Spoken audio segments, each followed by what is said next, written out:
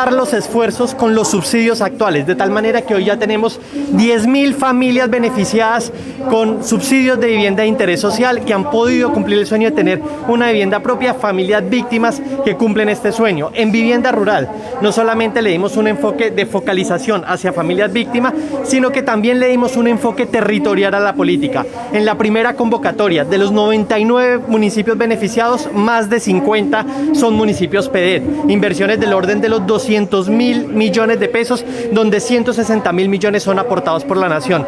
Y finalmente, en agua potable y saneamiento básico, tenemos viabilizados más de 90 proyectos por recursos del orden de los 730.000 millones de pesos, donde se juntan esfuerzos de OCAD Paz, Presupuesto General de la Nación, obras por impuestos, entre las distintas fuentes de financiación de los cierres financieros, proyectos que en este momento ya se encuentran en proceso de ejecución. Ministro, los proyectos de vivienda para Norte de Santander, ¿cómo han avanzado en este periodo?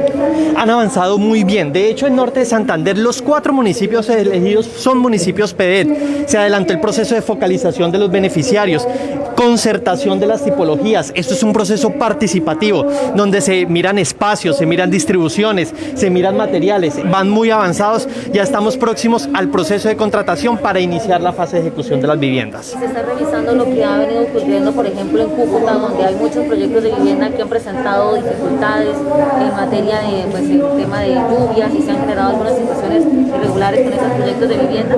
Claro que sí, hemos revisado toda esa situación y por eso esta parte que nosotros llamamos la prefactibilidad es tan importante, para mirar esos riesgos y que podamos nosotros ejecutar de manera efectiva estos proyectos. Recuerden que aquí trajimos en la vivienda rural las buenas prácticas que ya se tenían en la urbana, por ejemplo el pago contra entrega con llave en mano, cosa que cuando la vivienda está construida es que se le hace el pago al ejecutor. ¿Cuáles municipios están beneficiados?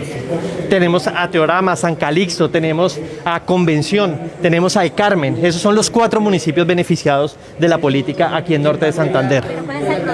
¿Cómo avanzan en la consolidación en los municipios PEDET?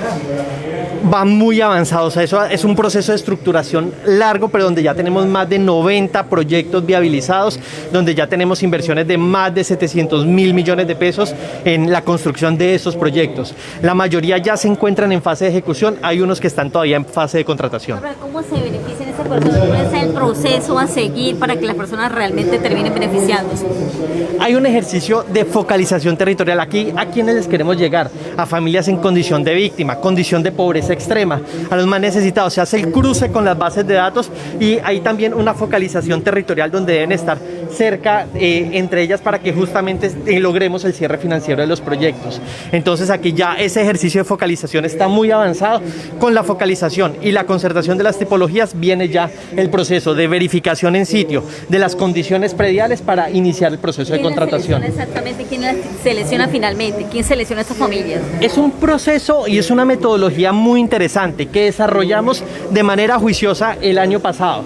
En esa metodología, ¿qué se tiene en cuenta? Se tiene en cuenta las bases de datos del gobierno nacional donde está la población víctima, las bases de Unidos, las bases donde están las personas en condición de pobreza extrema, pero también hay una validación social y una validación territorial, donde la gente de la región nos dice, esta persona en efecto no tiene vivienda, esta persona en efecto, para que no vayamos a tener problemas con los registros de las bases de datos, de pronto que estén mal registrados y que le demos una vivienda a alguien que tiene unas condiciones favorables. ¿Cuántas familias víctimas del conflicto armado se están beneficiando con este proyecto?